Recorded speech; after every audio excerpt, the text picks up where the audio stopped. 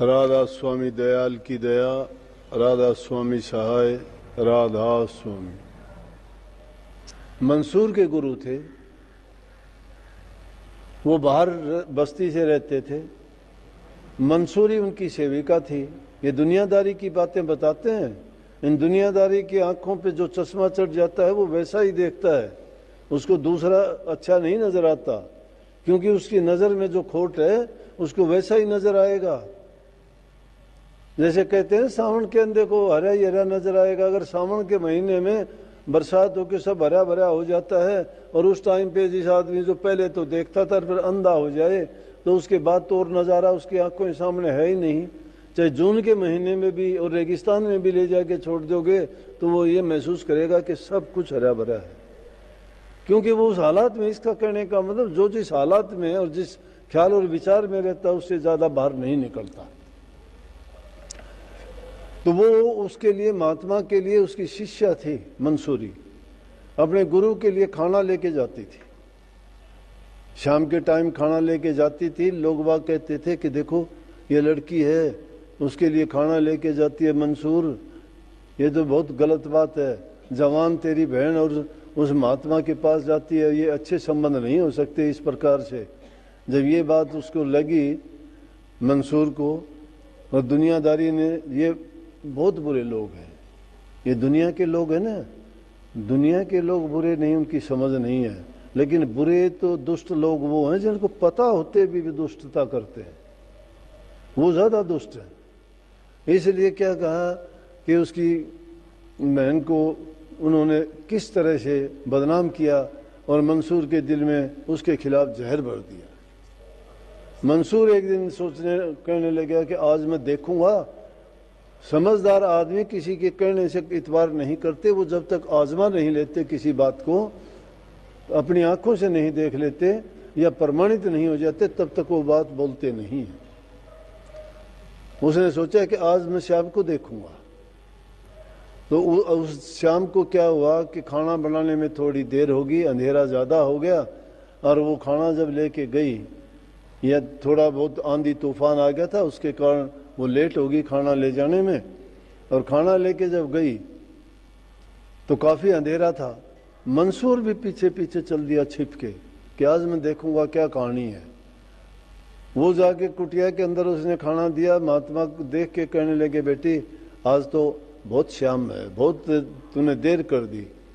बोले कि गुरुजी क्या करूं, अच्छा मौसम नहीं था और उसके कारण देर होगी, माफ़ कर दो। बोले कि गलत है, ये तुझे इस टाइम पे आना नहीं चाहिए था, ये तो बहुत गलत है, और आइंदा के लिए ऐसी कोई बात हो तो कोई ज़रूरी नहीं मैं बिना खाने के रह जाऊँगा, ऐसे वक्त में खाना देर अबेर से मत लेके आना, ये अच्छी बात नहीं है। वो बैठ गई, उन्होंने भोग लगाया, गुरु ने खाना खाया, और मंसूर सब छिप के देख रहा था। ये सारी बातें उसने सुनी, और सब बातें सुनने के बाद में कहने लगा, जब देखा कि ओह ये तो बहुत बड़ा जुल्म हो गया। पाप एक आदमी, एक पाप इंसान करता है, पाप है वो। एक इंसान सोचता है वो भी पाप है, वो मनुष्य पाप है, वैचारिक पाप है, ख्याली पाप है, उसका ख्यालों से पाप करता है। उसको जो जाके उसने और गुरु के पैर पकड़ लिए, नहीं, वो सब बातें उसने सुन ली। खाना खाने के बाद में, भोग लगाने के बाद में गुरु बोला, ये ले बेटी, ये तेरे लिए प्रसाद है। वो कहने लगी, गुरुजी आज ये प्रसाद तो मुझे नहीं, उसको दे दो जो छिपा बैठा है, जो छिपा हुआ ये देख रहा है, उसको दे दो ये प्रसाद। ये बात उसने सुनी, उसने सोचा कि मैं कैसे देख लिया, कैसे पता लगा, लेकिन जो भी था वो गया अंदर, बुलाया, उसने जाके महात्मा जी के चरण पकड़ के और माफ़ी मांगने लगा कि मेरी भूल होगी, मुझे मनसा पाप हो गया था, लोगों के कारण मैं विचलित हो गया था, तो इसे गुरुजी मुझे माफ़ करो। और उसी टाइम गुरु ने जो उसको प्रसाद दिया और उसको मंत्र दिया, अनल हक।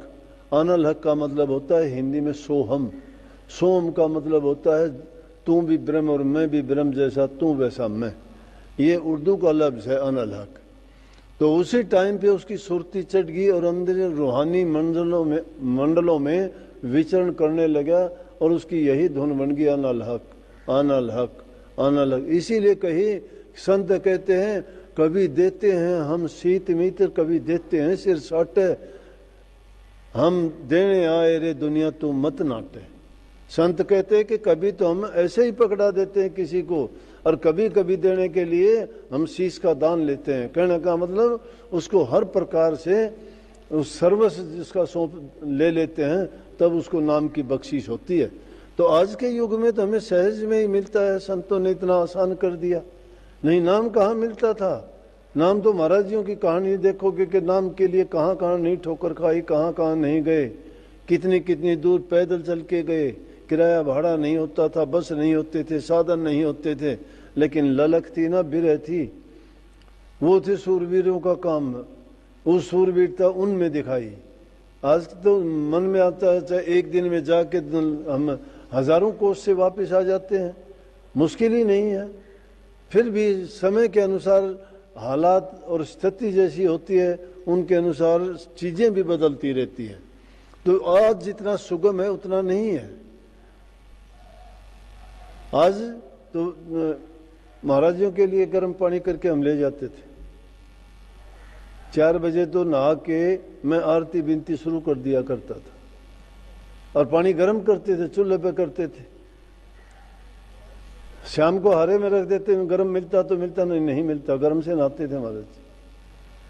लेकिन उस टाइम में वो टाइम था। आज के टाइम मुझे जरूरत ही नहीं है, गीजर है, शाम को ही गर्म रख देते हैं, चाहे 24 घंटे गर्म मिलेगा, किसी को कहने की जरूरत नहीं, क्या सेवा करवानी।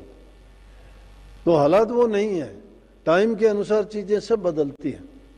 तो जो उस टाइम में उनको जो दिया मंत्र, और जब सच्चे मन से कोई करता है ना तो देर नहीं लगती।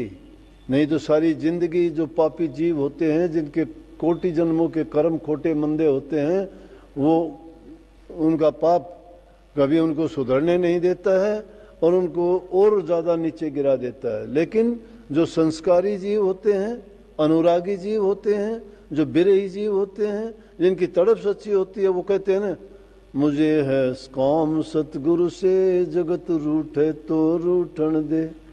वो परवाह नहीं करते दुनिया का है कुछ भी।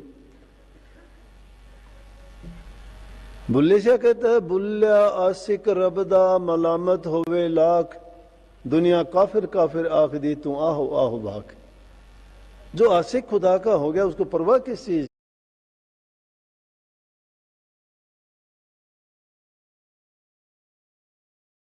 की। वो सूरवीर कहा मंसूर ने, बस सुरती चढ़ गई, न खाने की परवाह, न रहने की परवाह, न घर की न बाहर की। अनल हक अनल हक अनल हक, यही आवाज लगाता है। दुनियादार कहने लगे ये तो खुद खुदा बन बैठा। मुसलमानी राज थे, उनको उसके खिलाफ फतवा पढ़वा दिया और कह दिया चौराहे में खड़े करो। तो उन्होंने बताई थी, सबको पत्थर मारने का हुक्म दिया, मारते रहे। जब मंसूरी का नंबर आया तो उसको भी रिवाज तो निभानी थी, राजा का हुक्म था, अगर नहीं मारती तो उसको भी सजा मिलती। उसने क्या किया, एक फूल उठा लिया। तो जब तक पत्थर लग रहे थे मंसूर हंस रहा था, लेकिन जब फूल उसको उसकी बहन ने मारा, फूल लगते ही मंसूर ने रोना शुरू कर दिया। मंसूरी कहने लगी, भैया लोगों ने पत्थर मारे जब तो आप हंस रहे थे, जबकि वो आपको दर्द देते थे, पीड़ा होती थी, खून निकलता था। मैंने तो फूल मारा है आपको, वो तो खुशबू देगा और किसी प्रकार से पीड़ा नहीं देगा। कहने लगा ये तो ऐसी पीड़ा देता है, ऐसी पीड़ा तो मुझे कोई जो बाण मार दे तब भी नहीं होती। बोली वो क्यों? ने बोला ये दुनियादारी के लोग तो अनजान थे, इनको क्या पता अनलक क्या है, लेकिन तू तो जानती है कि मैं सच्चा हूं और अनलक मैंने प्राप्त कर लिया है। अब मैं दुनियादारी में नाम मात्र का ही हूं, लेकिन मेरी वृत्ति और सुरती तो वहां लगी हुई है, मैं तो वहां पहुंचा हुआ हूं। लेकिन तेरे से मुझे नाराजगी है कि तू जानकार होते हुए भी तूने ये काम किया, तुझे ये पता होते हुए भी तो तेरे फूल का मुझे दुख है। इसका मतलब ये तेरा अज्ञान है। तेरा अज्ञान दिखा दिया तूने, तेरे अंदर वो ज्ञान नहीं है।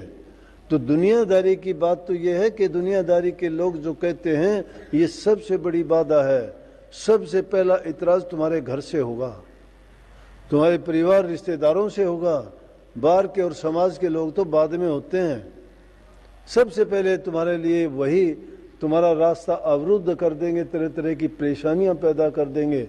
और बुरे काम में जो कोई लगता है उसको कोई कुछ नहीं कहता, उसको कोई नहीं बोलता, लेकिन अच्छे काम में लगते हो, भक्ति के काम में लगते हो, जिसमें तुम्हारा जीवन संवरता है, जन्म मरण की आफत छूटती है, और जिससे ये जो तिरने का घाट है उसका पूरा लाभ मिलता है, उसके लिए तुम्हें ये दुनियादारी के लोग रोकते हैं, बुरा भला कहते हैं। इसलिए उनकी तरफ जो ध्यान नहीं करते और अपने ध्येय में, अपने ध्यान में और अपने उद्देश्य में जो दिल से पूरा विरह के साथ लगते हैं, उनको उनकी मंजिल मिलती है और उनका जीवन सफल होता है। इसलिए कभी ये ना सोचो करते रहो दुनियादारी के काम करो, लेकिन प्रीति